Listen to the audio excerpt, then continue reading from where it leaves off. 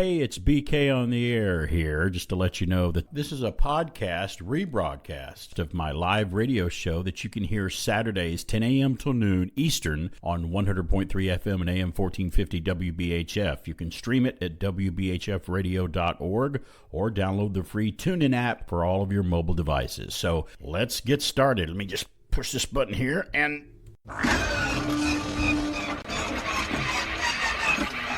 Okay. All right. Let's try this again. Here we go. Stand by to receive our transmission.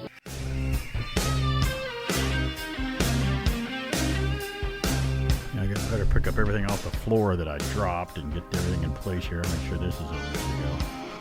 Has it really been a week since I've been on the air? It's time for somebody to come into this great radio station and destroy all of its credibility for the next 2 hours up until noon. It's BK on the air here on AM 1450 and 100.3 FM WBHF. Hey, it's Saturday morning. I try to bring that Saturday morning feel back because the Saturday morning feels are kind of gone now. I mean, one day kind of seems like another. I know a lot of people are off work Saturday, but, you know, Alan, I've reached a point in my life now where weekend days, for me at least now, and weekdays, to me, they all run together now because I'm like, it's to me, and it doesn't mean it's bad. I'm just saying one day is just like another one now right. with me. I have jobs that I do now where I don't dread going to them. So to me, it's a nice feel. Monday, everybody's like, oh, it's Monday,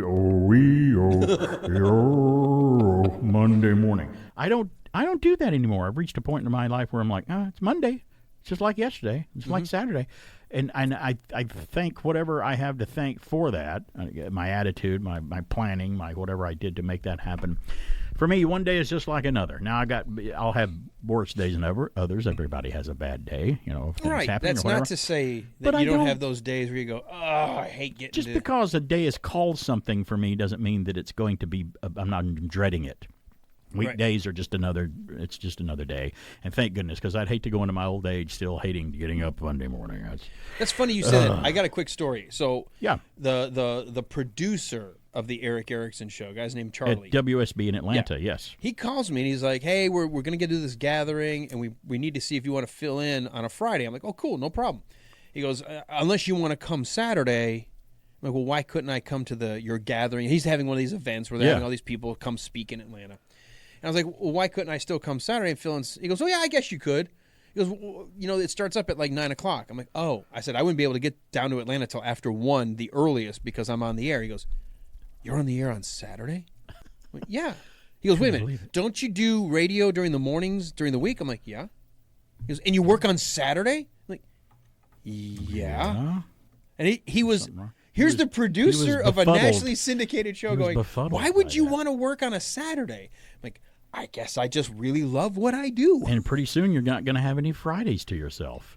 Friday nights? With sports coming up. So, yeah, sports coverage. Ironically, the first game that we're doing is the day I'm filling in for Eric. So I'm going to be leaving here to go from the morning show to there, do 3 hours there, come straight here to do 5.5 or 6 hours of football. So you're going to get home Friday night and go, home, I forgot what you looked like. Yeah, only to just crash and come back Saturday morning. And you don't care because you love it. There's nothing wrong with that. It's the greatest feeling in the world that I don't think of it and go, oh my God, this is going to be such a horrible day. No. Yeah. It's not. No. It's not going to be it's going to be a great day. No. And my dad always told me, he says, do whatever job you're doing, do it like that. He goes, if you're cleaning up at a restaurant, do it like you're the president of the well, maybe that's a bad analogy now. Do it like it's an important job. Do it like it's a great job and treat. And my dad always said, treat. You've said it on the air before. I've heard you say it. Your attitude and personality shines, and you see the real person you are by how you treat people that can do nothing for you. Mm-hmm. My dad would meet a guy who was just a waiter or something, or some person serving him or something, and he would treat them just as nice and courteous as if he were to have met royalty or someone extremely important. Name somebody, Mm-hmm. Because I start to say, oh, he would have treated he treats this waiter with the same respect as he would a celebrity. And I'm like, well, that's not really a good analogy now. Right. Because there's a lot of celebrities now that I wouldn't treat that way, knowing how they are and what they've done and and all the crap that's going on. That's not a good analogy anymore. Or government official. It's too. the same as the street sweeper speech I always talk about on MLK That's the one Day. I'm talking about. Yeah, where he's That's like, where you look, got it. if you're going to do something, I don't care if you have to sweep the streets. Sweep the streets so well, they'll say like, here was a great street sweeper. Like it catches. Right. Do it to the very best of your ability. Whatever you're called upon to do. We kind of used to have that attitude back in the old days, from what I hear from my grandparents and stuff back in the old days. You may remember it. Did you ever pull into a gas station with your mom or dad as a kid, and the guy with the hat and the bow tie or something would come out and wipe the windshield down and do this, check your oil and everything, and then pump your gas? Do you ever remember that happening? They were moving away from the bow tie, I still but I remember remember the full service period where you'd have 3 people come run out. Yeah. You have the person just going to clean your windows. Right. You have the person who's going to check your air, and the person who's going to fill up your tank. And they asked you, what kind do you want? Right, yeah. And then they would fill it, and if you said, hey, just $10, okay. And they would just put $10 in. And there was a time where you weren't even expected to pump your own gas. It's like, we'll do that. You don't worry about that. And do you realize, and this was, we weren't getting to where we had the 5 guys, because you had the ones who would go under the hood. Right. Like, can you pop your hood while you're here? Yeah. And they would replace your fluids and check your oil, check your levels. They wouldn't change your oil, but they would just be and tell you that was literally with a smile and service. a great attitude and stuff, and that was their job. It's like, that's why you come to my gas station. We'll take care of you. Then it got scaled down later. At one point, there was only one person coming out, and they did less and less, and it came down to how much gas you want. And then if you got full service, it was usually, if you got that, the gas was 10 to 20 cents more if you got full service. It was added on to the gas price. You got to pay for all the employees. Right, and I understood that. But now, if you buy gas now, I mean, if you're not paying at the pump like most people, but they pump their own gas, pay at the pump. You don't even interact with the person inside. But hey, depending on where you go, heaven help you if you have to go inside and interact with anybody, because it's not going to be pleasant unless it's a place like that's supposed to have a reputation like that. But it's usually not great. I have to imagine that there's probably some place, for nostalgic reasons, that they do it, and you can go get full service. They may have, and you probably pay for it too in the gas price. You know what we're getting now? We're getting these mega gas stations. Oh yeah, 40 gas pumps. Okay, 28 toilets. Come on in. It's great for travelers. Have breakfast food. Then we have a lunch menu. We've got. It's great when you want to stop at one of those on the way somewhere. It's fantastic. I don't know. Do we need 40 gas pumps? We just had one open just about 30 miles north of us here in Adairsville. It's a chain, which is interesting. North of Adairsville. It's in Calhoun. North of Calhoun. That's right. Just north of us. Yeah. And I've been to them a few times. I think they're pretty cool on a trip. On a long trip. And some of them go, no, we are for the travelers in the RVs and the cars. No 18-wheelers allowed here. They don't allow the trucks to come into those, because the truck drivers have their places. Right. But it's about time us in our cars had our own place that had food and coffee. Yeah, and I'm waiting for them to have the resort where we pull in, and while I'm there, I'm getting my nails done and my hair. Do you have a room? I'm just going to stay the night. It's on its way. It's on its way. Well, we're going to take a break, and when we come back, Pat McCormack with the Golden Rage of TV, who called us last week to tell us about his Los Angeles reunion, his General Hospital reunion. He had a great time and texted me again this week and told me about that. He's coming up with a great syndicated show from the 70s that we loved. It was kind of a spinoff of Sesame Street. Had some characters from Sesame Street. You know what I'm talking about. It's time to light the lights and play the music when we come back. It's BK on the air. Excuse me, sir. Have you heard of Mobil? Sure. Oh, then you know Mobil sells detergent gasoline. Bet you do. And if you visit us, we'll treat you really well? Wouldn't surprise me. They're real nice people. Thanks. How come you know about Mobil? Well, my sister lives there. Oh, that's impossible. No, I didn't. Got a letter here. Postmarked Mobil. Mobil, Alabama. No, we're talking about the new Mobil stations opening here in Atlanta. Sounds fine. Maybe I'll stop by and see my sister. Dumbass.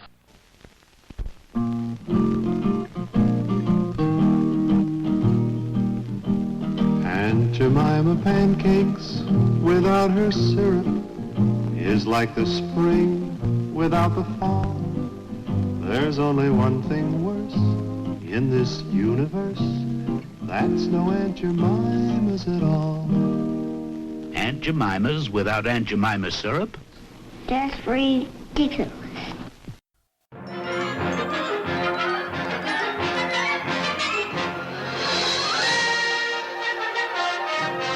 When it comes to shows about movies and comic books, heroes and crazy news, I tune into BK on the air from 10 to noon Saturdays. Greetings, fellow classic TV fans. The Muppet Show was a beloved television series that aired from 1976 to 81. Created by Jim Henson, the show featured a cast of puppets known as Muppets who interacted with guest stars in a variety of comedic sketches and musical performances. Reportedly, the show was originally rejected by the major television networks.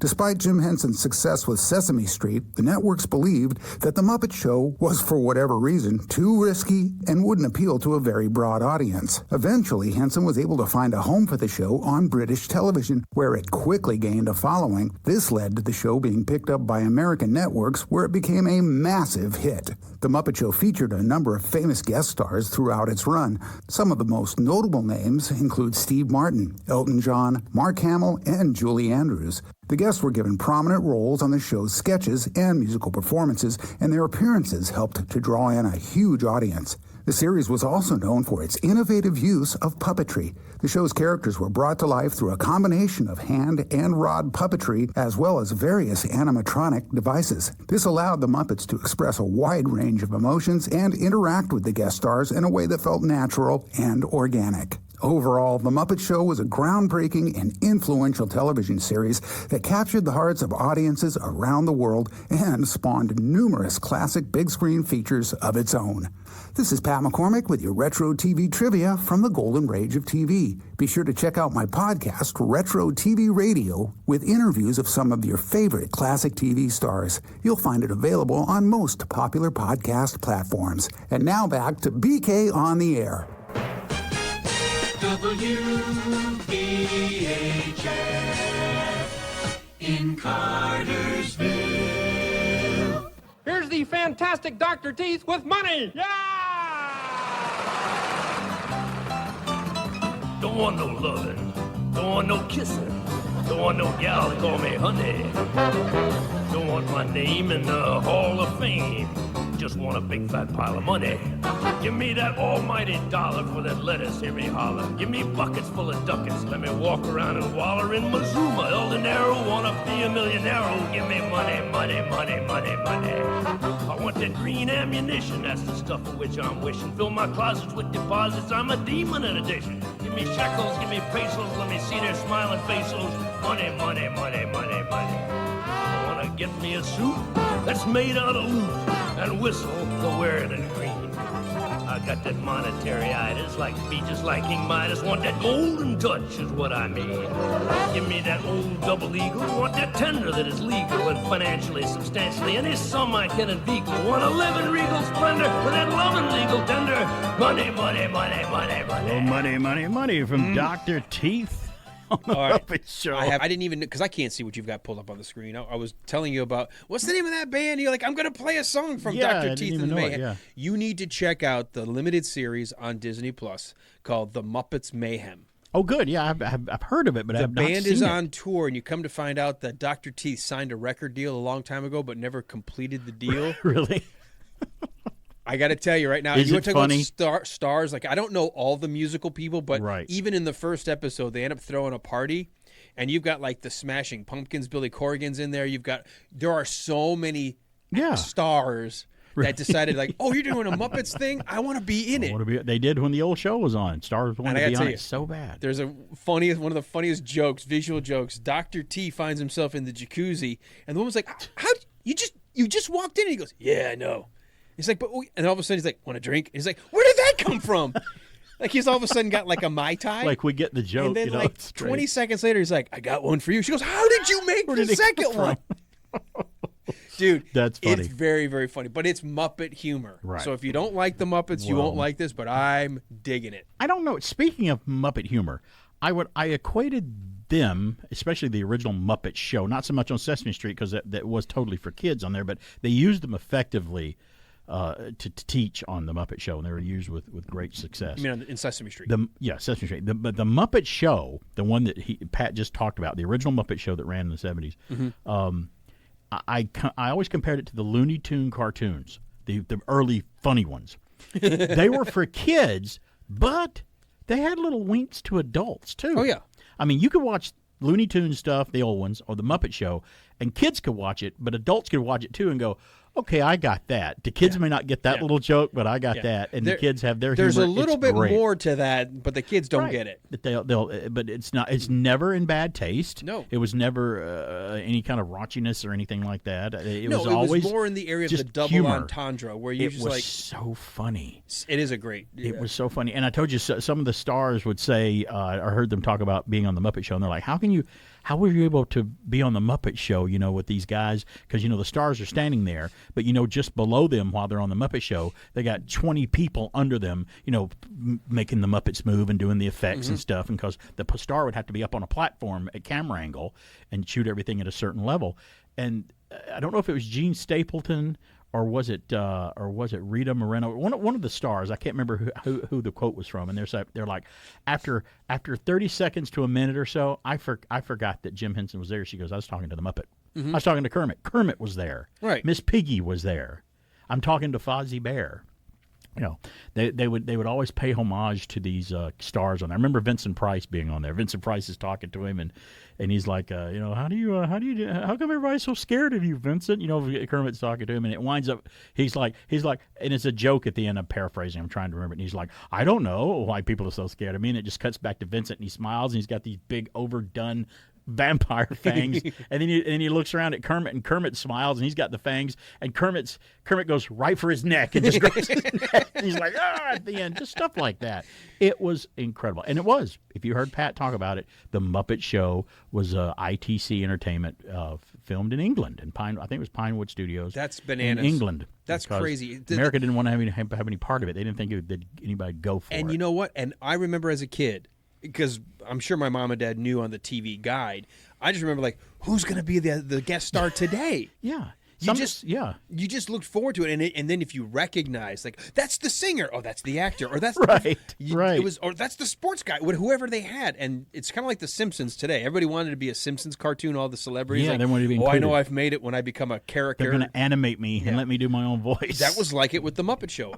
I know I've made it when they invite me onto the Muppet Show. Great show. I grew up watching Sesame Street. I'm sure you did too. Yeah, a lot of Sesame Street. It was different levels growing up. I Back grew up when watching Sesame Street was just about teaching you real things. Right. I think I started with Mr. Rogers, and then maybe I went on to Sesame Street, because each show was a different level of, I watch the Electric Company now. Well, I don't watch Sesame Street anymore. I watch the Electric Company. And now I watch Zoom, and then I watch Big Blue Marble. As you got older, you watched a different type of children's show that coincided with your age, I guess, or whatever.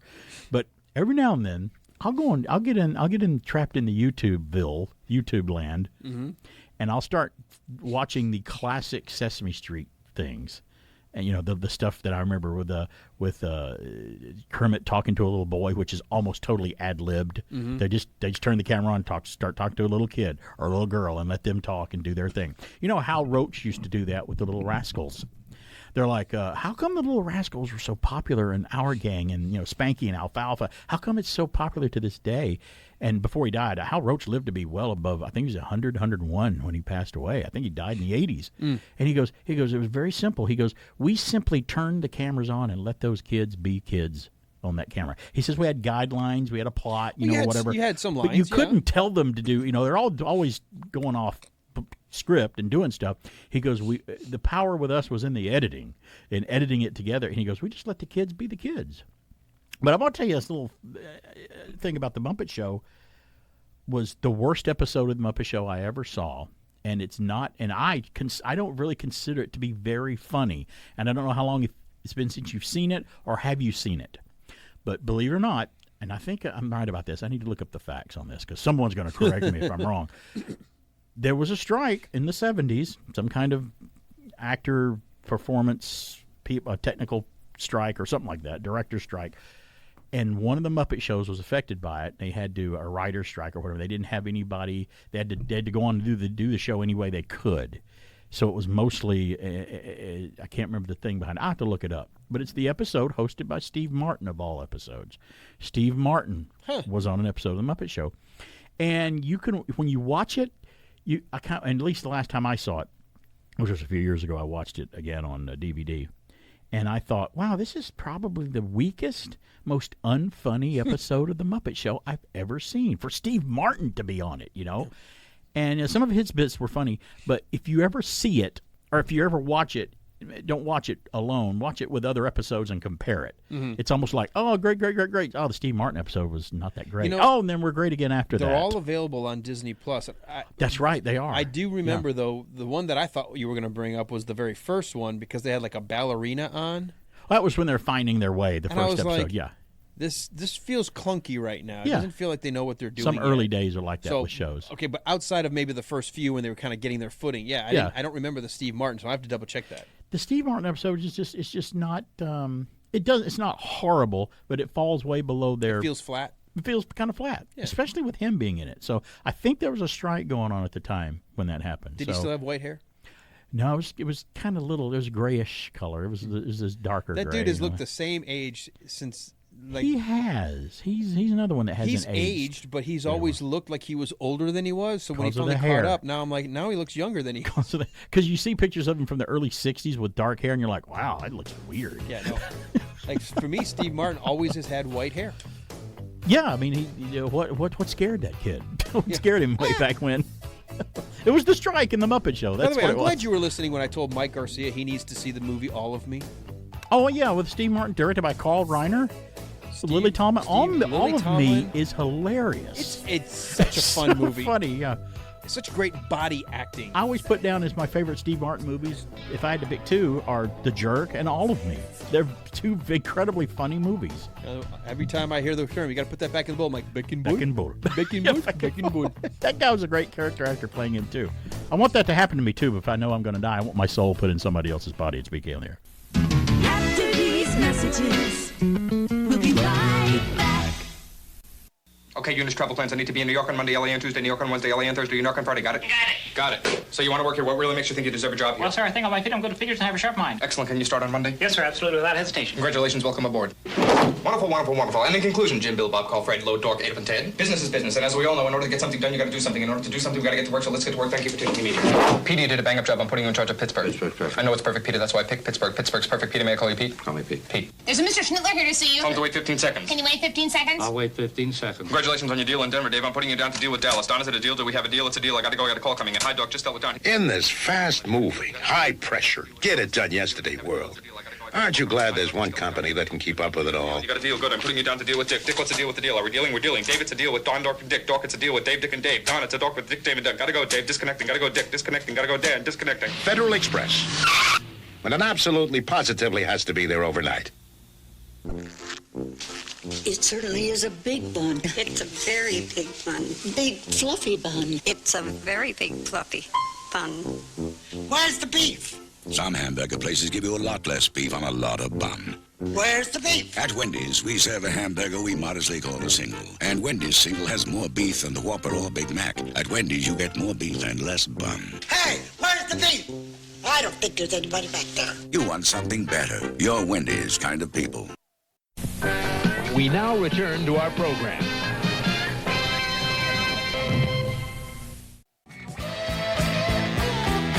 Talk about mayhem. More mayhem coming up right here. It's BK on the air. I'm glad that you're out there. By the way, if I'm talking about anything today and you want to call in and chime in and correct me or say hi or tell me anything you want or talk about what we're talking about, call me. 770-386-1450 is our number. You don't have to stay right on topic. You can talk about something else, but it has to be something that, falls in the confines of this show and what we're talking about. And if you listen before, you know what we're all about here. But right now, it's that wonderfully beautiful time that we like to flash the audience to the news, the weird, and the strange and bizarre. Has nothing to do with removing clothes.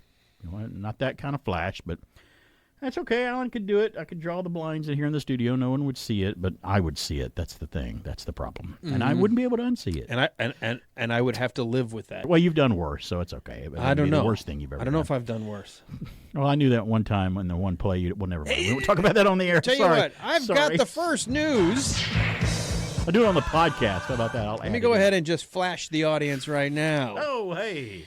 Kimberly Winter's unusual talent earned her a Guinness World Record when she let out a belch that was measured at 107 decibels. That's My loud. smartwatch would say That's too loud. Yeah. I'll get a little warning that says, you should probably put on ear protection. Really? Does it really do that? Kidding me. I kid you not. It has Really? it'll monitor for how loud. AI is going to eventually tell you what to do all the time. Well, I don't know if it's AI. It's just a monitor. Well, yeah. Yeah, it started now. Yeah. That's coming later. By the way, this belching story, I'll tell you something when you're done telling Okay. us about it, but you won't believe what I'm going to tell you. All right. Guinness World Records required the belch to be measured in a soundproof room, so she attempted the record live on the air during iHeartRadio's Elliot in the Morning show. Okay. GWR, Guinness World Records, confirmed Winter broke a record that had stood for 14 years. Winter's burp was measured at 107 decibels, about as loud as a motorcycle at full throttle. With mufflers. Yeah, Winter said she prepared for her attempt by experimenting with different foods and beverages. You got to have a mixture.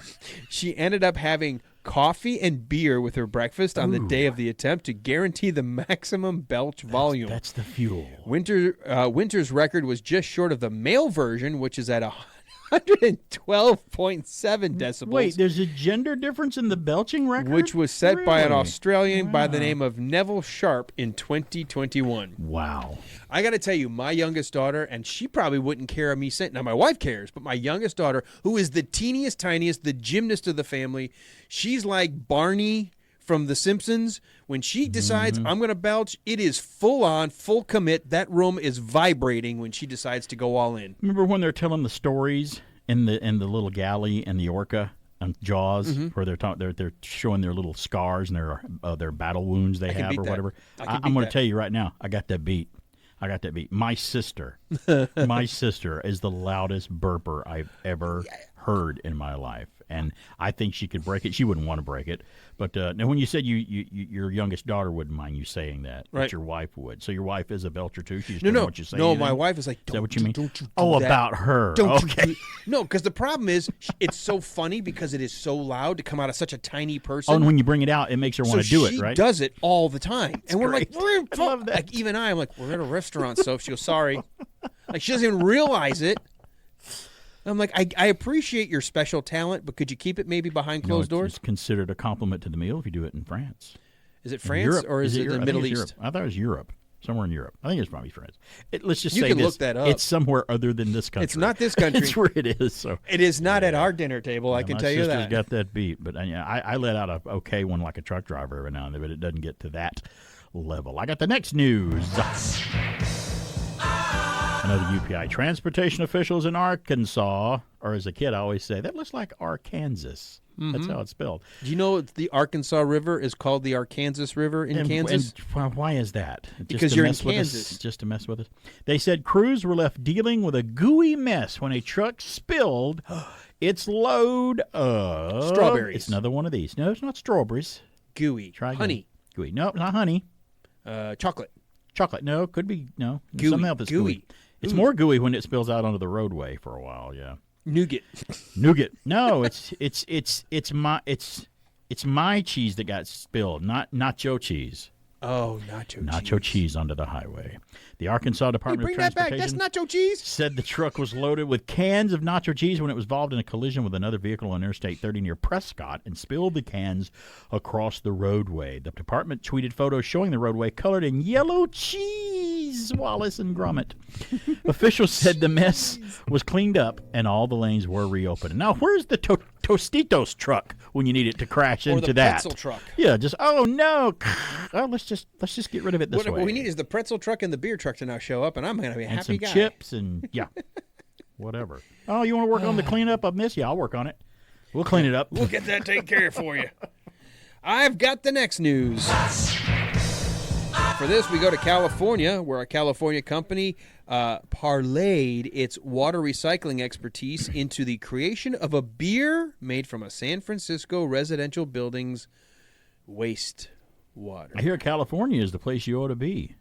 Seems So, like yeah. that's it. Let me continue Well, to read. let's find out what's going on. All right, here. so Epic Clean Tech, a San Francisco-based water treatment company, teamed up with Devil's Canyon Brewing Company to create Epic One Water Brew, a Kolsch-style ale made using recycled water from shower sinks and washing machines in 1550, a 40-story luxury apartment building. According to this, the building globally uses 14% of all potable water. That was from Aaron Tartakowski, CEO and co-founder of Epic Clean Tech. He said to CNN, quote, "Almost no buildings reuse that water. That's what we're trying to change." Wow. Well, beer made from wastewater. Yeah, that sounds gross, but here's now, you want to hear the real reality? You know what our water treatment facilities work on every day? I'm about to go in that direction. Yeah, people think that's really gross, and when you think about it, it is. But when I was younger, I got schooled in that real quick, and I think I've told you this before. I was on a tour of the Redstone Arsenal in Huntsville near the Space Center, and they tour you around the entire place where they assembled the Saturn V rocket back in the heyday of the 60s and 70s, the space program. It's still there. You can always go.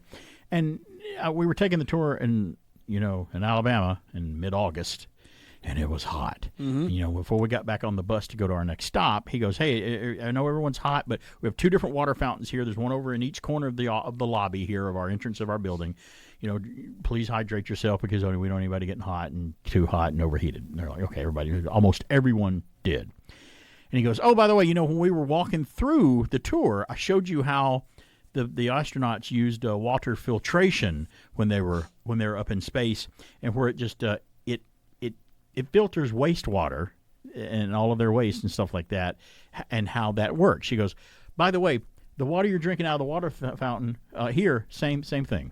You're drinking all the wastewater that we filtered." And you could see some people make faces, but I was just kind of like, well, it tasted fine. I guess it's okay, or I wouldn't be able to drink it. So that happened. That's where I first where it hit me. I knew that it happened, but when you finally just get it thrown right in your face, you're like, "Hey, you just had some right here in that water fountain." You kind of went, "Okay, what can we do about it? Our water's filtered." It's reused. an amazing engineering science feat to think about. We couldn't do that many years ago. We collect the water from waste and find terrible ways to take everything out of it that you ought not drink again. Right. And add just a few chemicals, and next thing you know, you can drink it again. And it tastes like water. Does it taste bad? It's great. There's those bananas again. I think about that a lot. It's BK on the air here. I'll get to this one because we spent a lot of time talking about the water waste there. So I'll save this story coming up after the break. It's an Australian space agency said a mysterious cylinder that washed up on the beach earlier. Well, they got the answer to it. I'm going to tell you what the mysterious cylinder was that washed up on an Australian beach. The Australian space. I'll tell you what it is. You want to know what it is? You think it's an alien? I don't know. You just have to wait till after the break. It could be anything. It's Big Track, the computer-activated tracker and the automatic transporter. Your child sends Big Track off on a mission by programming in up to 16 commands. Like fire 3 laser blasts. Big Track stores your child's commands to get out of a tricky spot. To complete the mission, Big Track rolls in, drops the payload, then heads for home base in another assignment. Big Track for your child from NB Electronics. Transporter sold separately. Carrots taste better. Spinach tastes better. Everything's better with Blue Bonnet on it. Buttery. Asparagus tastes better. Succotash tastes better. Everything's better with Blue Bonnet on it. Buttery. It's the only margarine double blended for creamy, buttery taste. No wonder more homemakers use Bluebonnet than any other margarine. Corn tastes better. Everything's better with Blue Bonnet on it. Buttery.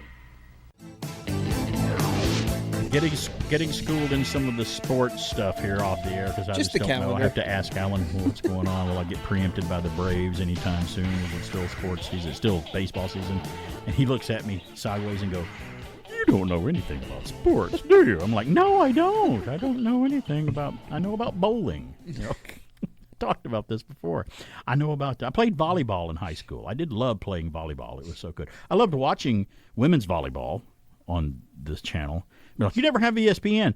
I watch women's volleyball on the beach. So, yeah. You did too. Got nothing to say. You watched nothing women's to volleyball. Add. You watched women's volleyball. I love volleyball. It was fun to play. I mean, I liked it. I got into this conversation with Mike Garcia. He likes volleyball, but he prefers indoor gym because he doesn't like being on the sand. Well, that's where we played it in high school. And I like being out on the beach playing beach volleyball in the sand. It's not much nicer to fall on the sand than it is on the gym floor because it's not. They don't pad the floor. No, that's why you got to wear knee and elbow pads. And sometimes, what were those? We didn't wear have those when I was in school. And every now and then you would get that Wilson tattoo on your forehead when that volleyball hit that forehead really hard. You get the tattoo. Well, like I said before the break, I have the next news from UPI. I teased a little. The Australian Space Agency said a mysterious cylinder that washed up on the beach earlier this month has been identified as debris from an Indian rocket. The agency said on social media that the object found earlier in July on a beach in Greenhead, West Australia, they're just reporting it not too long ago, is most likely debris from an expended third stage of a polar satellite launch vehicle launched by the Indian Space Research Organization. A UN agreement from 1968 requires recovered space debris to be returned to its country of origin, and I didn't even know that. I didn't know there was such a thing. I was this year old when I found that out. I'll have another space factoid thing coming up later in the program today, which is interesting that I didn't know about a tree that we found. Trash. Why don't we call Andy Griffith to go look for all that? To launch Salvage One. Yes, up go look for all there. that space junk. If you remember that reference, boy, you're in the right place listening to this show. That's obscure. I can't believe That's pretty obscure. Couldn't wait for that show to air. I thought it was the coolest idea. They're going to build a rocket ship out of a junkyard. And if you watch the show now, you've forgotten it so much that it would be a completely new show to you again because you don't remember it. I just remember the premise. I don't remember any of the episodes. Okay, I don't remember any. Like, how do you build a show around that theme? Did they do a movie kind of like that with Billy Bob Thornton called the Farmer Astronaut? The Astronaut Farmer. Oh, my God. Now that you say the name, there's something like that, but I don't remember. Or he built a rocket on his own, and the government, NASA, was against him doing it or whatever. I have to look that up. Anyway, yeah. All right. I got the last news. All right. Some people like mustard on their burger. Others prefer sticking with ketchup. Got to have mustard on a hot dog. Ketchup's okay on a burger. Yeah. But not I on a eat hot ketchup dog. on a hot dog. Well, you're you. You don't know sports and you don't cut your own lawn. So that's exactly right. All of those are true. You might as well get the hat trick. That's exactly Just right. get everything wrong. You might as well go for it. So anyway, but some even like a fried egg. But one man apparently likes something a bit more rogue and illegal. Deciding to think outside the box when hiding his drugs, he decided to tuck a small bag of meth in between his cheeseburger's two buns. 45-year-old Timothy Nolan of Killen, great name, Killen, Alabama, was pulled over by deputies while driving on the highway. Authorities determined that he was driving with a revoked license and initiated the procedure to impound his vehicle. During the incident, though, Nolan kept mentioning the hamburger sitting in the car and how hungry he was and how he just wanted to eat his burger. Cops retrieved the burger, but before giving it to Nolan, they performed a burger search, and that's when they found packed into the patty was a small bag of methamphetamine. Nolan was also charged with unlawful possession of a controlled substance. Well, imagine that last part. I never would have saw that coming. I would have to say, because criminals are stupid, the fact that he put so much emphasis on the burger is why they decided to take a look at the burger. Had he just kept his mouth shut and at the very end saying, hey, I had my lunch in there. Can I at least get that before you impound it? They probably would have grabbed the bag and handed it to him. But because he went on and I'm being busted. Stupid. And I'm like, oh, wow, guys, I'm so hungry. Stupid, clumsy criminal crook. So hungry. He's not a scientist, so yeah, No, that's where we would. All right, I looked it up. Here it is, 2006. The movie's called The Astronaut Farmer. The film stars Billy Bob Thornton, Virginia Madsen, Bruce Dern, and the plot is about a Texas rancher who attempts to construct a rocket in his barn and launch himself into outer space. So that's I don't think it was for the reason of going up to get space garbage, but that kind of reminded me of Salvage because that's kind of what Andy Griffith did in Salvage 1. He built his own rocket. So some people can be innovative and and do their own thing without the agency that the government oversees. I think it's great that SpaceX and those other people exist over NASA because it's like, okay, you can't do it. We could do it. We're private enterprise. Maybe we can do it a little better than you. These folks weren't building it in a prairie, in a barn. Right, no. I guess you could do it. It makes for good stories for television and movies, though, yeah. So, right. Where did they get? I want to go back and rewatch that first episode, that pilot of Salvage One. Where do they even talk about getting enough liquid oxygen and hydrogen for fuel? There wasn't Amazon. You couldn't go on, and I don't even know if you can go on Amazon and buy liquid oxygen and hydrogen. But where would you go? I don't know. Well, you'd have to watch the show. Maybe they may not even explain it, but maybe you can only watch it. I haven't even looked to see if Salvage One is streaming somewhere. It might be. Check it out. That now it makes me want to go watch it again because there's not many episodes to watch. So I guarantee we will laugh throughout. We probably will because it didn't even succeed back then as a show, so it might have been a little laughable back then. But Andy Griffith's great to watch do anything. I mean, he was a great performer. I did love Andy Griffith. We've got a few minutes to the top of the hour. We're done with the news flashes. I want to go into the box office right now and talk about a few things. Is there anything? I don't know. There's some news, but it's not all that great. I think really Walt Disney Studios has got another bomb on their hands here with a $250 million plus budget. So far, the Haunted Mansion, that new Haunted Mansion movie, which is a remake of a remake, which is a movie about a ride. The first one was made about a movie about a ride. The first one with Eddie Murphy, I didn't see it, but it was successful. It made a lot of money back in the day. I enjoyed it. It was funny. That's why I didn't know why they were remaking it so quickly. I think it's $250 plus budget, $250 million. It's only opened with and this is a low opening, I think, for Disney in a big movie. It opened like around $40 million. And I don't think it's doing all that well out there. It's all areas are reporting. So there you go. On the flip side, Barbie and Oppenheimer are actually doing pretty well. Barbie's about to hit the $1 billion mark worldwide, which means, but her domestic take is really darn impressive as well. Has she crossed 300 million yet? Because I think that'll be the next movie to do it. I didn't look at that, but I'm sure it will. Oppenheimer is doing better than normal. Let me say something about Oppenheimer. I've said it before. I'm not a Christopher Nolan fan, and even you said this about. I don't know if it was about Inception. No, it was about the other one, Tenet.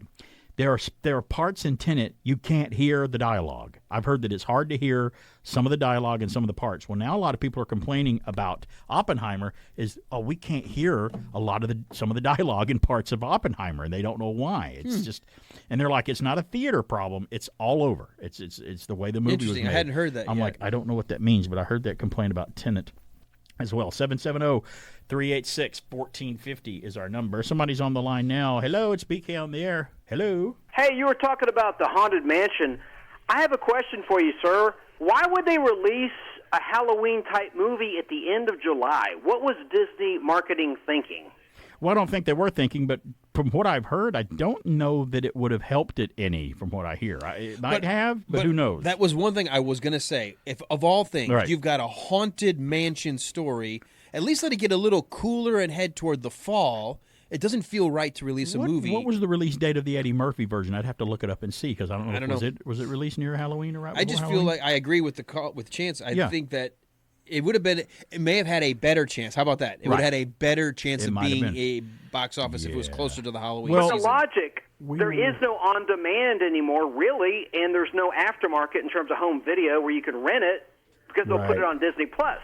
Unless it's a tool to get subscribers to maintain or resubscribe or renew. I don't know. What are they thinking? Whatever the reason, even if they weren't thinking, there's a lot of people behind the scenes at Disney that I think they don't know what the heck they're doing, obviously.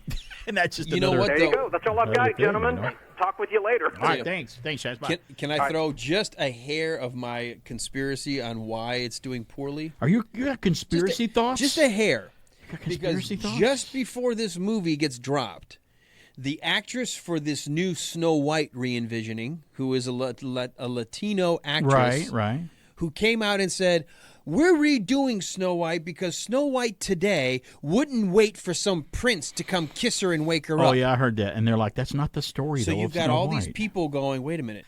So if you completely are screwing up the story of Snow White, why in the world am I going to go to the movie theater to watch The Haunted Mansion? It's like it came out just like this, the controversy, if you will, of Snow White has people so turned off on this Disney idea that they just like, well, why am I going to go see this movie? I'm just getting sick and tired of this Disney-ness, this wokeness. It's just very odd, weird, odd. interesting, weird times we're living in when it comes to movies and movie releases. Because what's the Grateful Dead song? What's the quote? It's what a strange trip Long, it's been. Yeah, trip it's what been. a long, strange trip it's been in the theater in Hollywood. I mean, it's when you got people, and I know that there's a lot of people that want to release things and they have things attached to them. And I've talked to people that liked it. I've seen people online said, "Hey, I liked Haunted Mansion. I thought it was actually a pretty good movie. I don't understand why it's not doing very well." I'm like, I don't either. So it's I think it has more to do with all of the nonsense around Disney. It could that's be. just turning people off in general. Filtering into it. Don't have time to take a call right now, whoever's calling, but call me back after the break. It's BK on there. We're going to take a break. And when we come back, I'm going to pay homage to someone passed away. I was a big Paul Rubens fan. I love Pee Wee Herman. I love the guy. He was great. I'm going to tell you about some things. Tell you about some a couple things I saw him in before I ever saw him as Pee Wee, and share with you a story about an ex-Saturday Night Live cast member that says the reason he went into be so successful as Pee Wee Herman is that he got turned down being a regular on Saturday Night Live when he auditioned. And I'm like, that's one of the reasons. So I'm like, it could have been. Who knows? But we'll have all that coming up. Plus, I got more stories, more stuff, and some facts when we come back. It's BK on the air. After these messages, we'll be right back. Yeah. It's your way of looking good. I tell Avon. It's your way of feeling like you should. And I want you to look terrific. Part of your spirit, right for your style. So good you can feel it. It shows in your smile. It's your way of looking good. 1-to-1 feeling like you should. It's your way.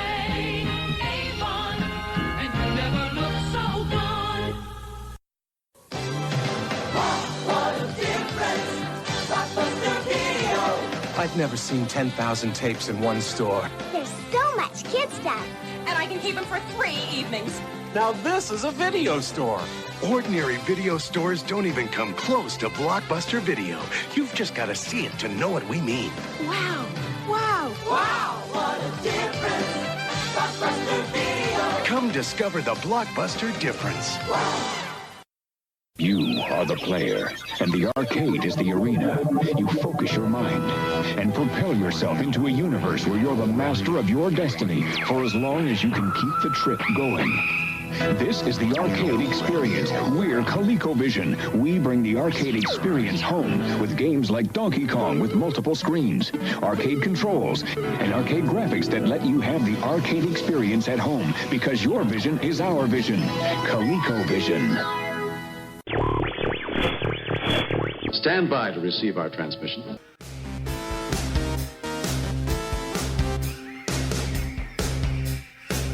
Hey, we're back. It's BK on the air here, having a little break. But when I come back, I'm ready to have fun all over again. I take a week's break in between. I don't do a show every day. It takes a week for you to recharge. No, but I could do a show every day. I love it so much I could come in here and do afternoons or nighttime, or be like Art Bell, the late Art Bell, and do shows from go from 10 p.m. to 1 a.m. or something like that. It's my goofy kind of stuff, and it would fit in right with that kind of thing. You know, speaking of Art Bell, I got addicted to that dude before he passed away. You did? There was a station I could pick up late, and if it was on late enough, I would just have it really soft. I could just listen to it as I fell asleep. Yeah. And I often had to I had to force myself to turn it off because I ended up staying up listening. Oh, because you were interested in his content. Oh, yeah. That's great. You want to talk about a guy who would play 48 or no, excuse me, he would probably play like a minute and a half of the song for his bumper before he actually even sang anything. Yeah. I'd be like, did we just go to music? Let's do a little on this day in history. The first thing I have on this day in history, August the 5th, on this day in history, the first one I have is from way back in the year 1305. 1305. That's a long time ago. It's an important day in history, and I'll give you a little hint of what this certain date in history would be.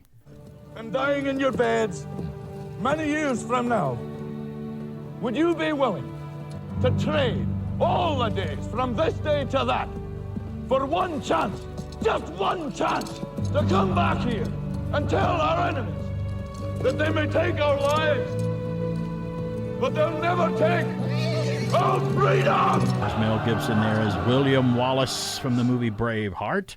Now I know the movie took some liberties with certain looks and certain historical things, but it the was timeline was a little compressed. It was a fantastic film, though. Fantastic. It was a great movie. What it did was shine a spotlight on that era. Made people go back and maybe dig deep and find out what the facts were and what happened.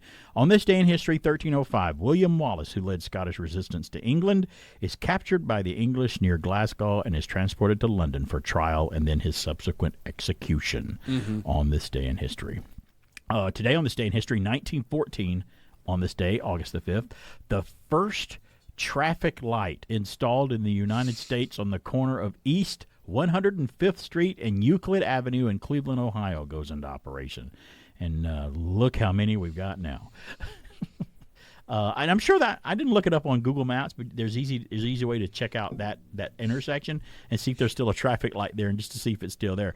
They're replacing some things with roundabouts now and traffic circles, which actually work a lot better, in my opinion. Why have we not had them before? That's a great thing we imported from Europe and England, are the roundabout traffic circles. We didn't have a lot of those here till recently, and they're like, oh, you've got those. You're just learning about that now. Yeah, they're very good. Well, the thing we don't have that Europe has is we don't have like the 3 and 4 lanes of.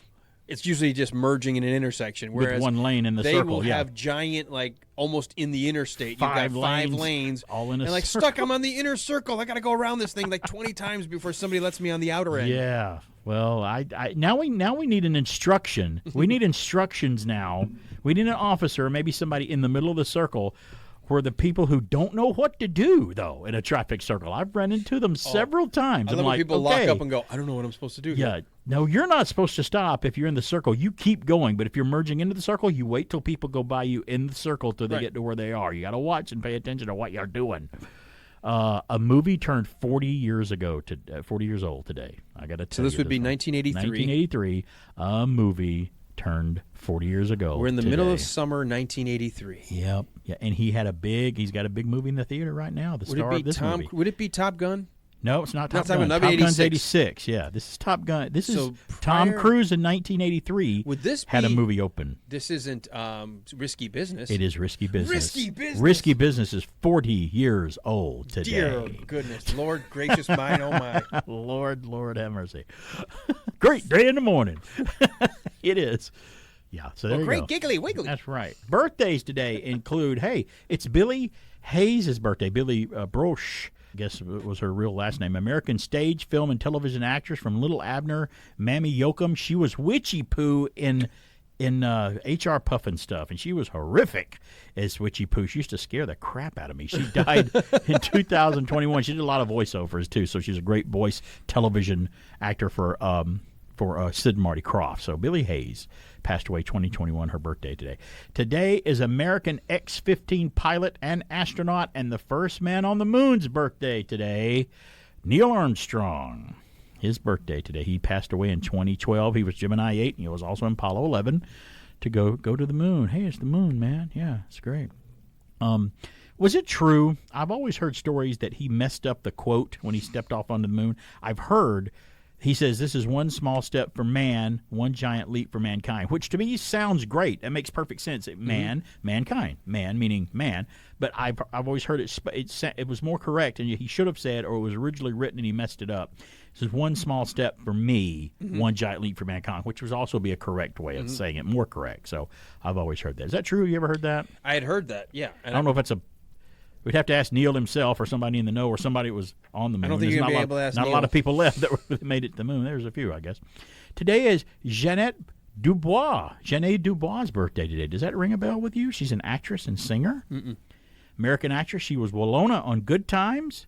She played in Beverly Hills 90210, and she sang the theme song to the Jeffersons. Well, we're moving on up. Norman Lear used her to sing the song to the Jeffersons because Good Times was a Norman Lear show as well. He also just had a birthday, I think, not too long ago, last week.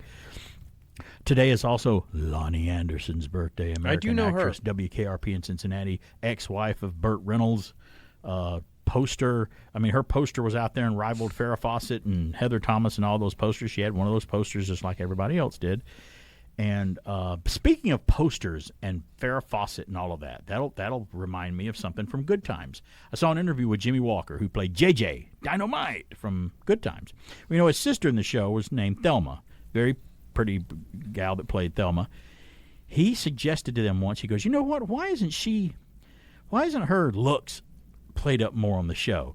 Look at all these posters of these people. He says, she could do a poster and sell millions of them, and it would be great. And, buddy, they got very mad at him about bringing that up. They didn't even think they didn't want to do that at all. He goes, I'm not asking her to pose nude.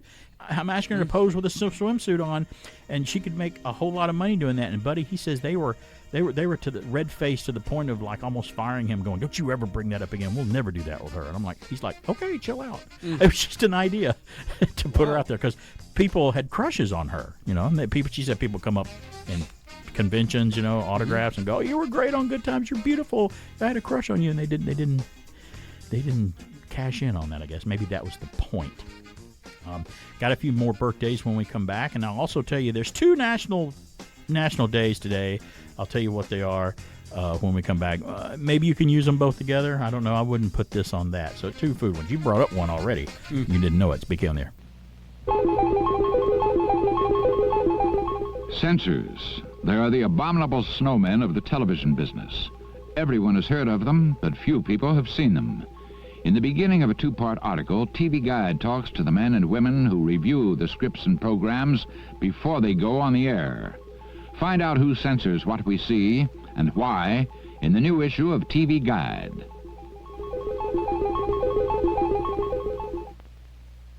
Ever watch kids play with Weebles? It's really something. Hey, hey, look at me and Weeble. Me and Weeble go all around. One day, kids pretend they're flying into Weeble Airport. Next day, they play around the Weeble Cottage.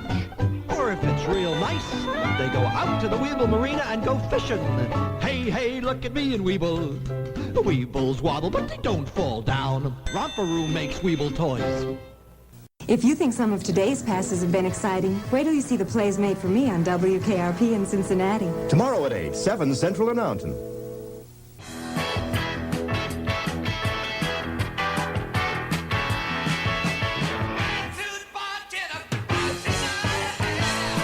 There you go. How great it was that we just talked about Lonnie Anderson's birthday. And there's good old WKRP coming in right on schedule. I had a crush on Lonnie Anderson, too, she was, as Jennifer Marlowe, as the receptionist. Can't imagine what you were seeing in her. Of WKRP. But I would have been like Herb Tarlick. Herb was always wanting to go out with her all the time. He was hitting on her all the time in the radio station. And she stopped him once. I thought it was so funny. I wish I'd have pulled up the clip of this. She stopped him after trying to hit on her for the 20th time or something. And she goes, come here, sit down. She goes, listen, look into my eyes. And he looks at her. He goes, anywhere in my eyes, do you see yes? In my eyes anywhere? Do you see yes anywhere on this face? Or in my eyes when it comes to you, do you see a yes? And he's looking at her and he's staring and he's like, no, I don't. And he just walks off or something. And I thought that was great. You know how the 80s were huge for big hair? Like all the girls. Oh, yeah. Big hair. Yeah.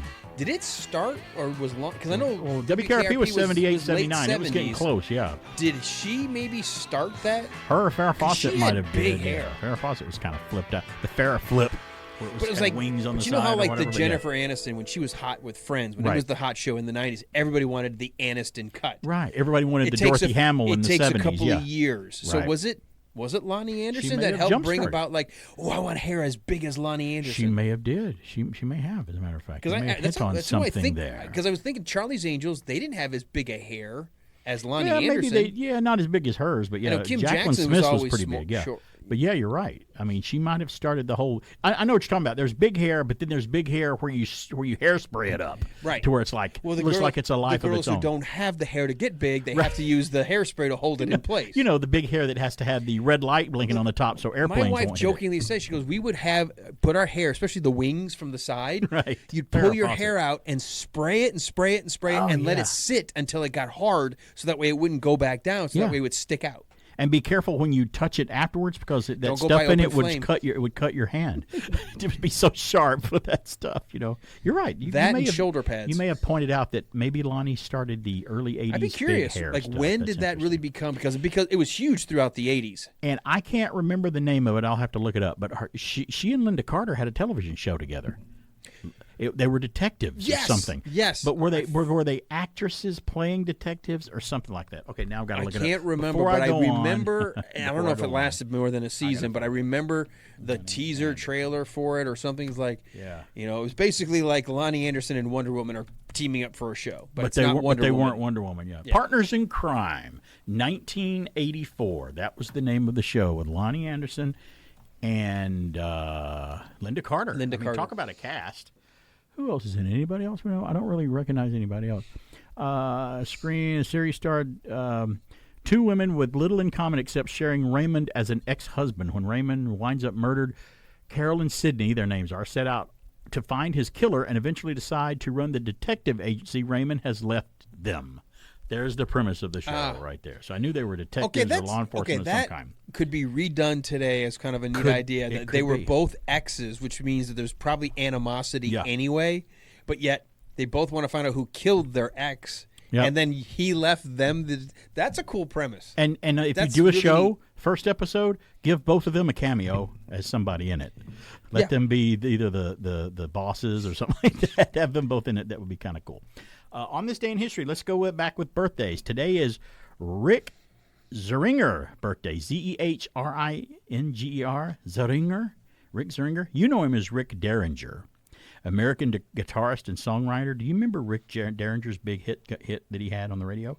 Rock and Roll Hoochie Coo. Oh, I know that song. Rock Yes. and Roll Hoochie Coo. He was with the McCoys, a group. He also did. The McCoys did a song called "Hang On, Sloopy." Was a '60s song, and he was a producer too. He produced a lot of Edgar Winter, Johnny Winter, the Edgar Winter Group, and Weird Al Yankovic. He worked with Weird Al a lot too. So there you go, Rick Derringer. It's somebody else's birthday today. Let me tell you who else's birthday is. I won't tell you who it is, but by doing this, you'll know exactly who I'm talking about.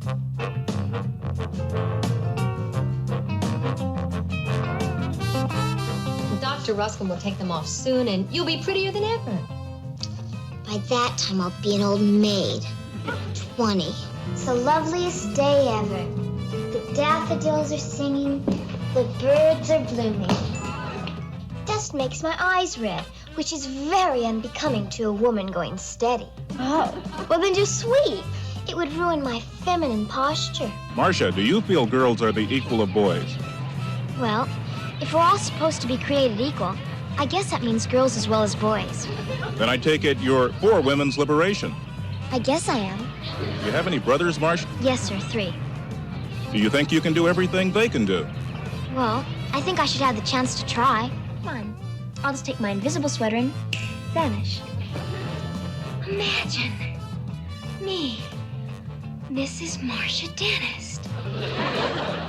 You just lost one debate. Big deal. It was to me. Resolved. Now you can sit there full of self-pity, or you can be mature and do something about it. Pick a side. Doug's the biggest man on campus. A girl would be out of her mind not to go out with him. Sure.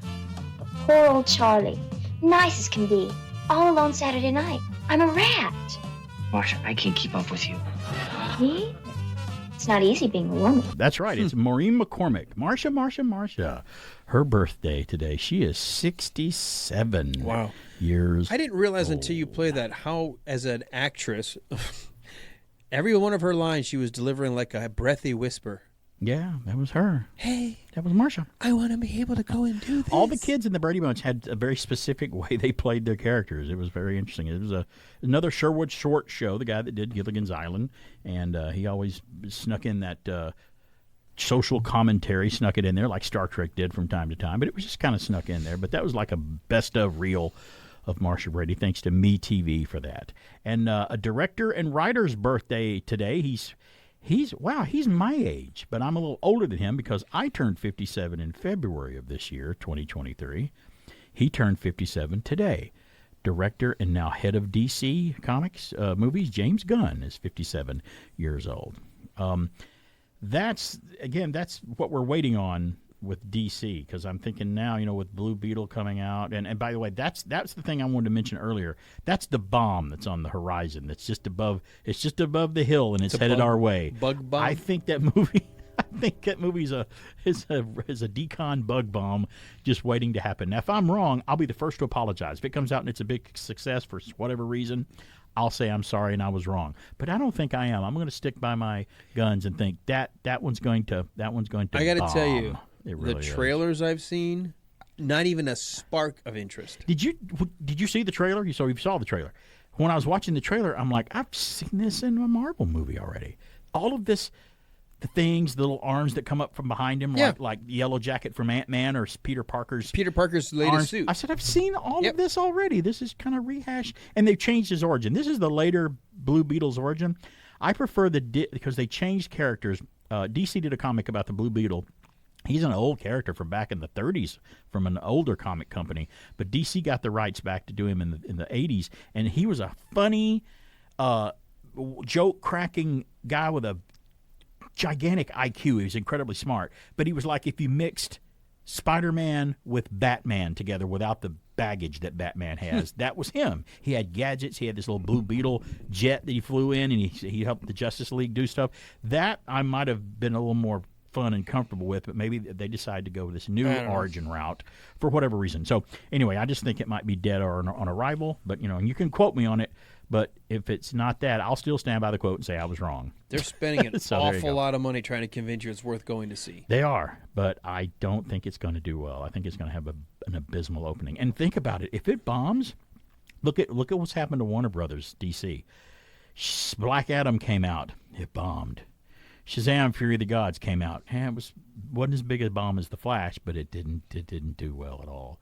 And then The Flash came out. Total hydrogen bomb. Talk about Oppenheimer. Atomic bomb. That was the atomic bomb was The Flash. Their last 3 films have gone right down the toilet, right down the drain. Mm-hmm. And now this one's coming out. I think everyone is kind of like, oh, I got a bad taste in my mouth. That's going to hurt it too. That's going to hurt too. But we'll see. It's always National Something Day, and today is no different. Today is National Mustard Day. Mustard. Yes. Today is National Mustard Day. And I like mustard on things, and I don't mind a brown mustard, but if I have a preference of mustard, the kid in me still chooses the bright yellow mustard. I don't dislike the brown mustard and the other mustards. I don't. I tend to use them on other things. But when it comes to just grab me some mustard, it's got to be just the whatever bright yellow mustard. Yeah. It's my favorite. Totally fine with that. Now, if there's brats around or some other type of sausages or something like that I can use, I like more of a brown mustard, like maybe even a honey brown mustard or something in it, or garlic mustard or something. I can hang with the fancy mustards if I have to. Oh, is this mustard? No, we have Grey Poupon. Is that mustard? Was Grey Poupon the type of mustard? I guess it was. Okay. I don't think I've ever had Grey Poupon, though. Dijon mustard. I may have had Dijon mustard, but not that. Not Grey Poupon? Brand. No, I have Why would you not. want to buy Poupon things? I have not. I didn't know why you would want that. Never say that on Bartow's Morning News. It's totally fine to say it here. Today is National Oyster Day. I don't know if you want to dip your oysters in mustard, but some people might do that. But they could go together if you want, but I don't put those together. But I do like me some really good raw oysters, or oysters in any cooked form. Baked oysters, stuffed. I like them steamed. Oh man, it's good. Don't get a hold of a bad one though; you'll never forget it. Oh, that oyster was bad. That one should never have been served. It's BKLM. My dad introduced me to oysters. I thought they looked gross, but my dad goes, "Try it, you'll like it," and I liked it. It's BK on the air. When you need a little lift, but you just can't take a break, chew Wrigley's Spearmint Gum. The cool, refreshing feeling of Wrigley's Spearmint Gum puts a little lift in everything you do. That nice, fresh flavor, that crisp, clean taste, that Wrigley's Spearmint pickup is going for you. Wrigley's Spearmint Gum really keeps you humming. Wrigley's Spearmint Gum keeps you humming along. Wrigley's Spearmint Gum really keeps you humming. 16 million times a day, people everywhere enjoy a refreshing little lift chewing Wrigley's Spearmint Gum. The cool, refreshing flavor that keeps you humming. It picks you up, it keeps you going. That spearmint feeling's coming through. That little lift, it gets you, puts a hum in everything you do. Wrigley's Spearmint Gum really keeps you humming. Wrigley's Spearmint Gum keeps you humming along. Wrigley's Spearmint Gum really keeps you humming. Now you see it, now you don't. Here you have it, here you won't. Oh, Diet Pepsi, 1 small calorie. Now you see it, now you don't. That great Pepsi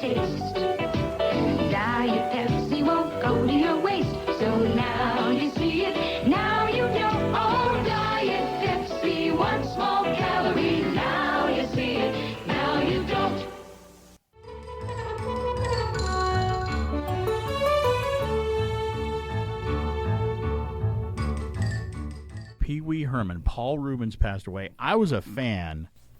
I was a fan of this guy. I really was. Morning, Pee Wee. Look, Francis. Today is my birthday, and my father said I can have anything I want. Good for you and your father. So guess what I want? A new brain.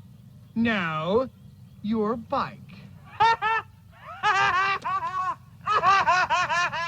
Oh, what's so funny, Pee Wee? It's not for sale, Francis. My father says everything's negotiable, Pee Wee. I wouldn't sell my bike for all the money in the world. Not for $100 billion, million, trillion dollars. Then you're crazy. I know you are, but what am I? You're a nerd. I know you are, but what am I? You're an idiot. I know you are, but what am I? I know you are, but what am I? I know you are, but what am I? I know you are, but what am I? I know you are, but what am I? I know you are, but what am I? Infinity. No, I'm not. You You are. are. No way. Knock it off. Cut it out. Oh, shut up, Pee Wee. Why don't you make me? Why don't you make me? Because I don't make monkeys. I just trade them. Oh, Pee Wee, listen to reason. Oh, come on. I'm listening to reason. Pee Wee. That's my name. Don't wear it out. Remember the first time I saw your bike? You were riding past my house, and I came running out to tell you how much I liked it even way back then. I love that story. Yeah, good old Pee Wee Herman talking to Francis. You know, the funny thing about the guy that plays Francis, his friend there, he went on to star in the movie about Ed Gein. It was not Ed Gein. The other guy who played Gacy. John. I knew I'd get the serial killers mixed up. John Wayne Gacy. He was in the movie Gacy, where he dressed as a clown, and we all know what John Wayne Gacy did. And I'm like, really? He's in it? He's playing Gacy? I watched it. I chilled right up the back of my neck. It was great. If you've never seen Gacy with him in it, the guy that plays Pee Wee's buddy, well, sort of buddy, Francis. But there he is, a clip from Pee Wee's Big Adventure, directed by Tim Burton, and some music by Danny Elfman. I do love that they even brought in the game that every kid plays, but I used to do that with my kids to like predict what they're going to say Right. as they're saying it. And they hated it. Like, how do you know what I'm saying? I'm like, I'm just paying attention to what you're about to do. I don't know about this. Maybe it's on the director commentary if there is one, and I don't know if that's what happened there, that Paul Reubens didn't know what he was going to say and did it naturally, or if Paul knew what he was going to say, but he's naturally acting like he didn't know it. Either way, it's brilliant, and It's it works perfect. great.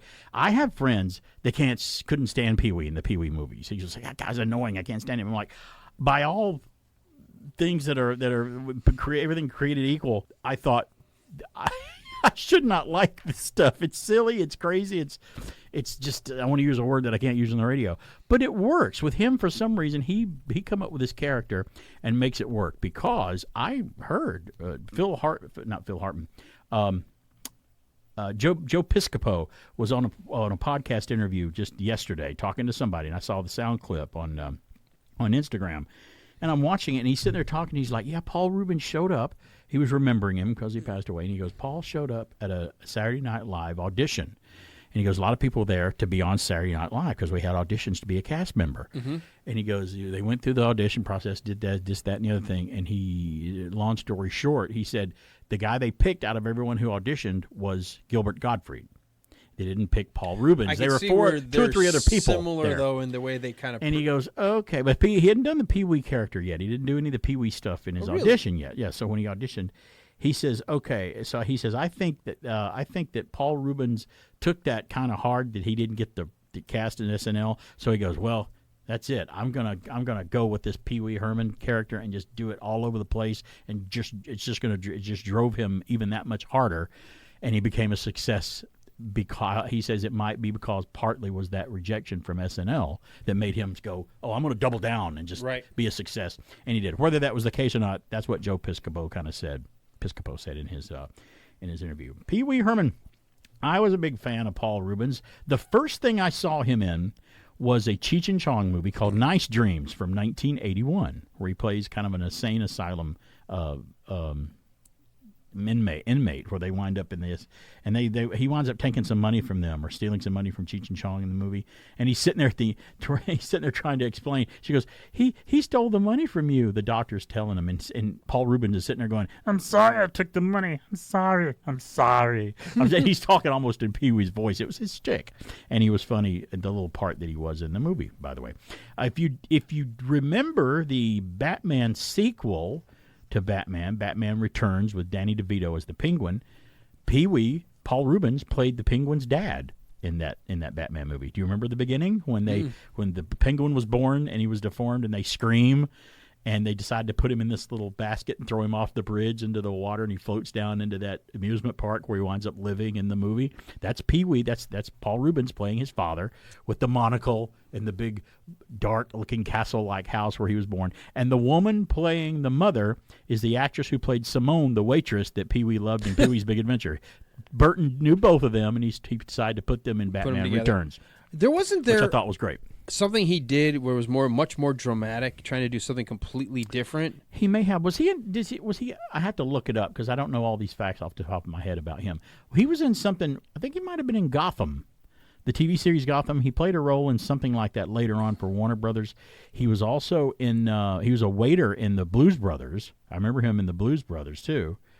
But the first thing I saw him in was Cheech and Chong's Nice Dreams. I'm thinking of the movie Blow. I just was going through his was he in Blow, which was the cocaine drug movie? Yeah, I've never seen that. Playing, I think, a DEA agent or something. Are you looking up his credits? Yeah.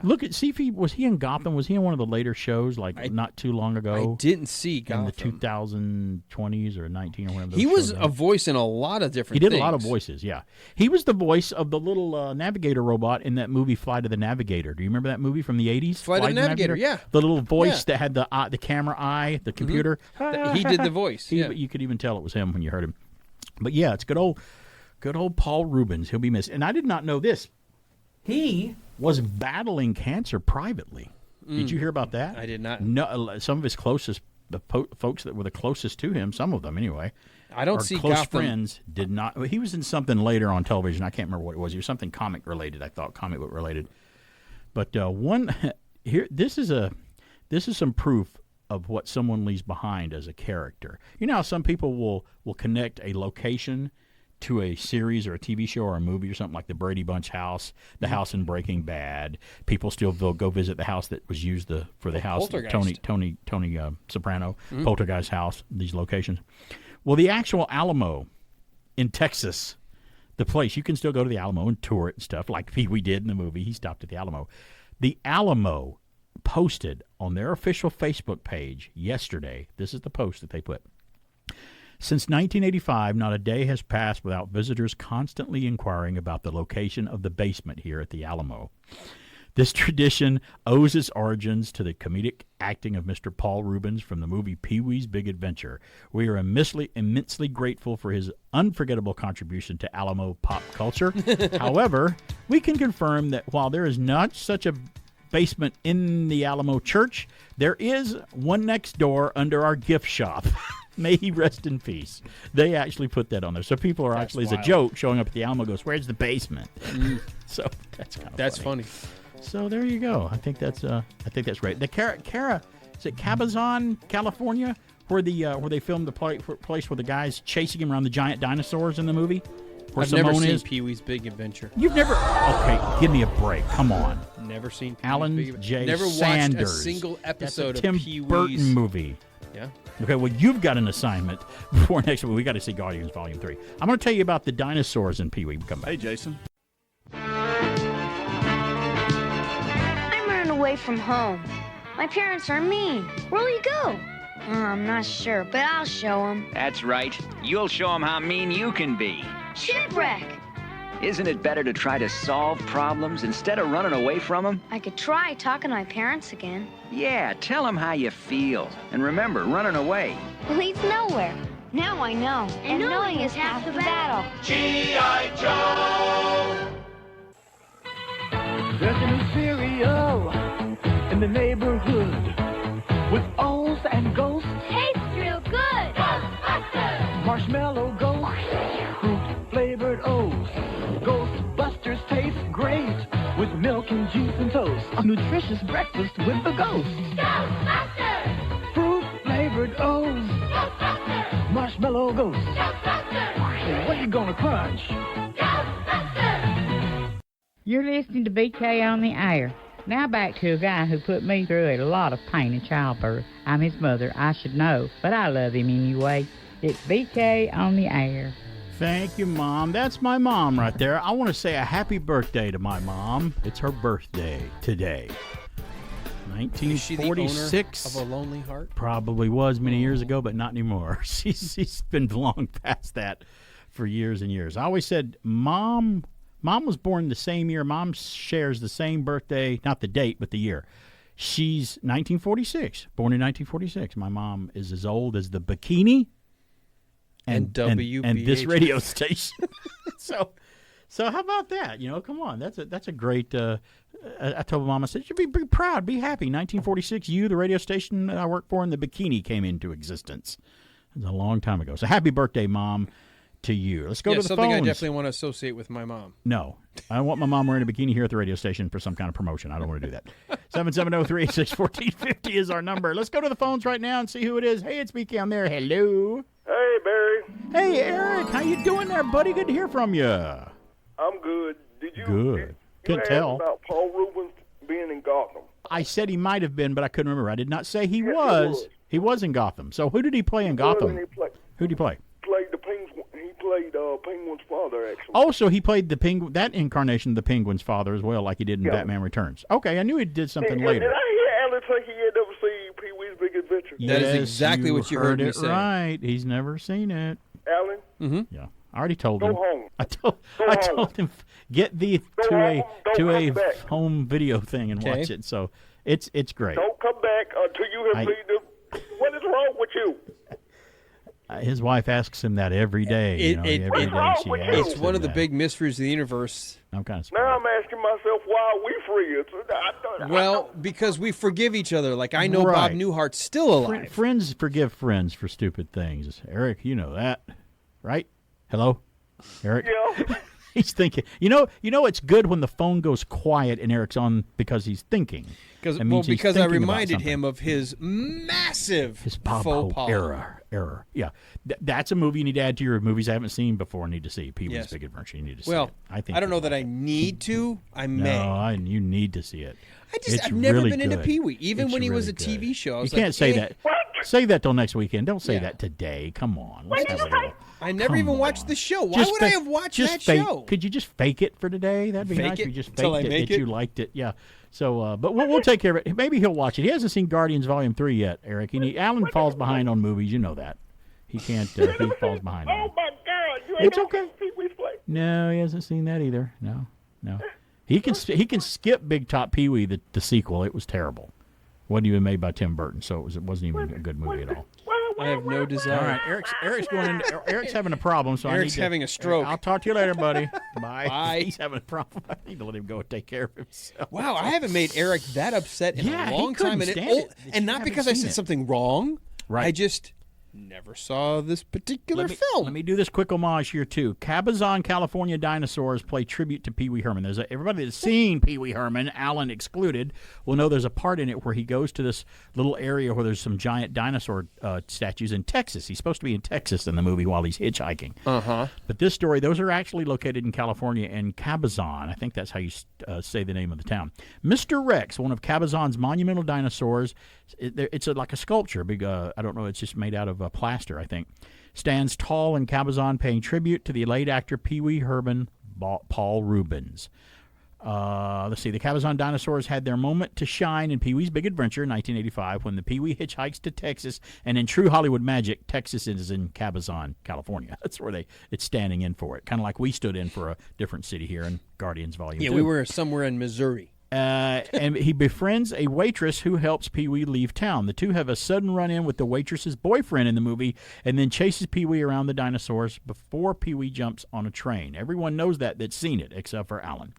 Again, along with the release of The Big Adventure, the dinosaurs Mr. Rex and Diney particularly continue to be featured in small cameos in other films, including The Wizard, from 1989, and a blank You'll Miss It cameo in National Lampoon's Vacation in 1983. You could see the dinosaurs real quick. And Tears for Fears shot a music video for Everybody Wants to Rule the World in the 80s, and the dinosaurs were in that as well. What they did was the dinosaurs, they painted the biggest T-Rex one they have the same color as Pee-wee's outfit. They painted the bot from the neck down. He's gray with a white chest with a red bow tie. That's how they painted the dinosaur in homage to Paul Rubens passing away. So there's another kind of a tribute to Pee-wee, along with the Alamo posting what they did. And a lot of other stars are coming out and posting stuff. I didn't know that Paul Rubens was a big fan of Elvira, the Mistress of the Dark Lady. Cassandra Peterson. I didn't know he was big friends with her, and he knew a lot of the other comedy folks, like the folks from SNL and stuff. They all hung around together and did stuff, so they paid their homage to Pee-wee, Paul Rubens as well. So there you go. I have a little. This is not a quiz from MeTV, but it's something that I printed out from MeTV. I think we still have time to do it. We might sneak it in. All right. But you know what? I'm not going to do that. Oh, okay. Well, now that you've teased it, let's do this instead. No, it's a quiz. Let's do it next week because it's too intricate. It's called Strange Early Names of 11 Common Products, and we'll do it next year. I'm going to give you the original name of something, and you tell me what you think it is. Like if I said, hey, this is not one of them, by the way, but this is to tell you how it is. We've invented something, and we're going to call it plastic disc that flies through the air. That's just what we're going to call it. Well, that obviously turned into the Frisbee. Right. So this is going to be a list of stuff like that, like certain things called, one thing is called a fruit smack, and it was changed to something else. One thing had a name called a pleasure pit, but that's not what they originally called it later on. We know it is something else. Now.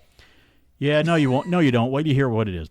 Oh. There's something, and I don't want you to guess any of these now because you'll ruin some of it. Something was called fairy floss before it became what we really know it is today. There's just a few things there. Seems like this is something from the store down the street. Well, you'd think so, especially when I told you one of them is called Wonder Jelly. That's the original name of one thing, but it was called something else later on. We'll do that next week because there's a lot of them, and we're going to run out of time today. Don't try to guess it now. But those are. It does sound like something that's in the store. Seems like we're in the wrong side of town. There's a store down the street and a store up a few exits north on 75 here on I-75 that would fit the bill.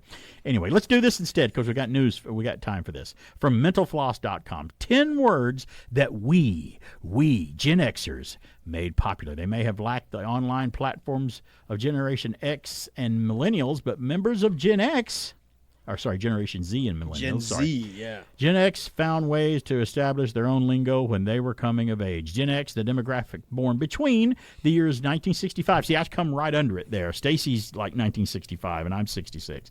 I was almost a baby boomer, I guess, the one was there before that, but I didn't have any babies. The years 1965 for Gen X and 1980 are the years of birth for Gen X. They're often depicted as relaxed, cynical, and music-loving at their cultural peak in the 80s and the 90s. Well, yeah, I started losing interest a lot in music in the 90s, but that's okay. These characteristics are all represented in this list of Generation X terminology put together by Dictionary.com. Grunge and punk rock music rose to prominence when Gen Xers were in their teens and 20s. And, grunge was really toward the end of the 80s. We could thank these trends for giving us words like headbanger, which entered into the lexicon in the early 80s, and rock, which was first used as a verb, meaning to be excellent around the same time. The word rock is used for many different things. You can find a full list of the Gen X below. I'm going to read them to you right now. So here are some of the terms that Gen Xers made popular in the few minutes we have left. Chill pill. Take a chill pill. Take a chill pill.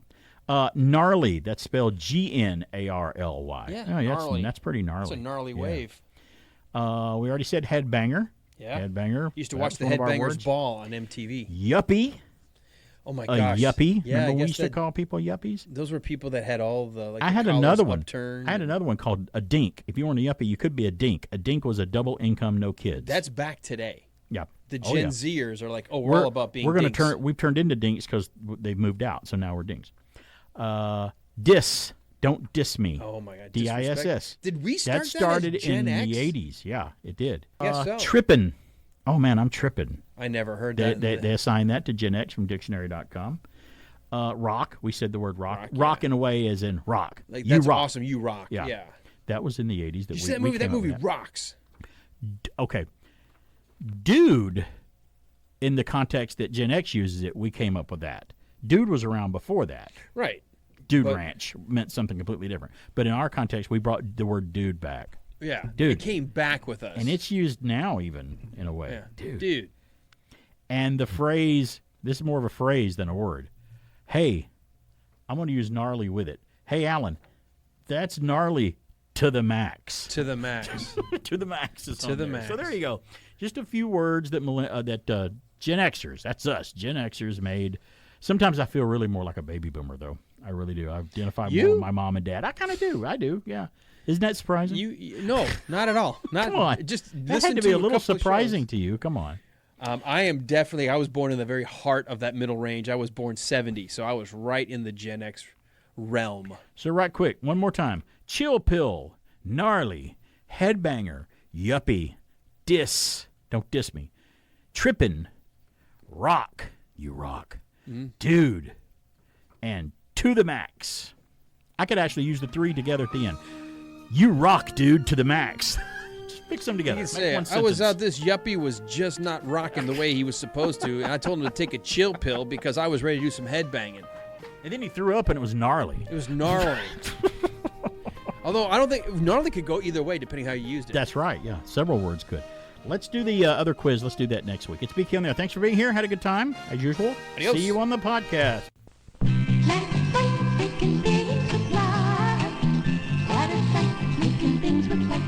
Light Bright, the toy that lets you create beautiful pictures with light. Work with colorful pegs that glow with light, light bulb not included. Make people, animals, things, and with refills, Bugs Bunny or Bozo the Clown. You can make lots of pretty pictures with Light Bright from Hasbro. Wait! Where are you going? I was going to make espresso.